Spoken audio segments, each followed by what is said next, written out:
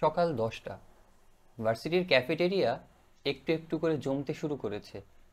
মৃদু গল্পের গুঞ্জন আর চায়ের কাপের টুংটাং আওয়াজ ভেসে আসছে। ক্যাফেটেরিয়ার জানালার আকাশি রঙের পর্দাগুলো মিহি হাওয়ায় দুলছে। জানালার ওপাশের আকাশে ধূসর মেঘের দঙ্গল ভেসে যাচ্ছে। দূরের সেগুন গাছের পাতায় ঝিরিঝিরি বৃষ্টি পড়ছে। ঘাসফুলগুলোর মাঝে হলুদ রঙের প্রজাপতি খেলা করছে। দেবদারু গাছে জড়িয়ে থাকা লতাগুলো মৃদু বাতাসে রিমঝিম তালে দুলছে। ওপাশের ক্রিকেট ফিল্ডের ঝাঁকড়া বটগাছটির নিচে ফাইন আর্টসের একজন ছাত্র ক্যানভাসটা নিয়ে এক মনে ছবি আঁকছে। আমার ধারণা খুব বিষণ্ণ একখানা দৃশ্য সৃষ্টি করছেন তিনি। ছবিটির রং ভীষণ ধূসর।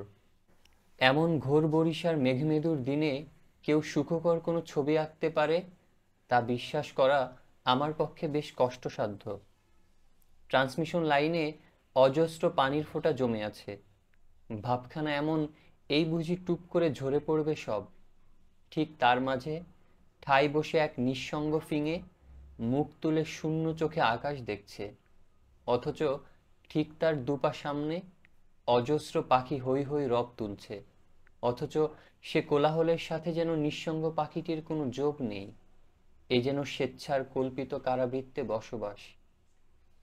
তেমনি মাঝে মাঝে গোত্রহীন কিছু অনুভূতির দল দেখা করতে আসে আমার সাথে। তারা প্রত্যেকেই আমার বেশ পরিচিত, কিন্তু আমি তাদের গোত্র পরিচয় জানি না। তখন আমার খুব করে কোলাহল দেখতে ইচ্ছে হয়।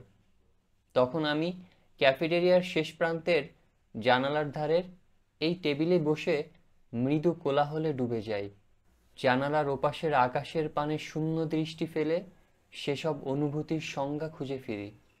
কোনোটাকেই সুখ কিংবা দুঃখের মতো পরিচিত পরিভাষায় ঠিক বাঁধতে পারি না। তখন আমি আমার বয়সের হিসাব কষি। বিস্ময়ে হতবাক হয়ে দেখি বুঝে ওঠার আগেই কেটে গেছে দীর্ঘ 24টি বছর। তখন আমার মৃত্যুর কথা খুব মনে হয়। এ জীবন ঠিক কতটা অর্থবহ করতে পারলাম তার হিসাব মেলাতে ব্যস্ত হয়ে পড়ি। ঠিক তখনই বাবা মায়ের মুখখানি ভেসে ওঠে। ভীষণ মায়া হয় আমার। তখন আমার অনেক অনেক বড় হতে ইচ্ছা করে, ঠিক ততটা বড় যেন এই বৃদ্ধ বয়সে এখনো বেঁচে থাকা বাবা মায়ের সব শখ আহ্লাদ পূরণ করতে পারি। জানালার ওপাশে লাল নীল ধূসর রঙের অজস্র ছাতার চলাচল বাড়তে থাকে। ছাতাগুলোর মতো বর্ণিল সব অনুভূতিদের সঙ্গী করে অজস্র মানুষের ভিড় ঠেলে হেঁটে যাই আমি, কোলাহল ছেড়ে অনেকটা পথ দূরে। আমার গোত্রহীন বর্ণিল অনুভূতিদের সঙ্গী করে রোজ একটু করে বেড়ে উঠি, একা, নিঃসঙ্গতায়। আজকের আসর এ পর্যন্তই। গল্প ভালো লাগলে চ্যানেলটি সাবস্ক্রাইব করুন। আপনার অনুভূতি কমেন্ট বক্সে জানান। আর আপনার অ্যাস্থেটিক সোলের যত্ন নিতে ভুলবেন না যেন। টাটা।